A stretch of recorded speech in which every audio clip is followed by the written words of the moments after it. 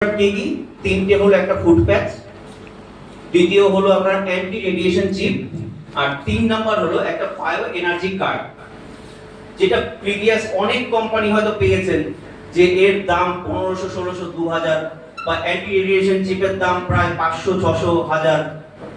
এই তিনটে প্রোডাক্টও আপনি আমাদের এমআরপি 145 টাকার মধ্যেই পেয়ে যাবেন।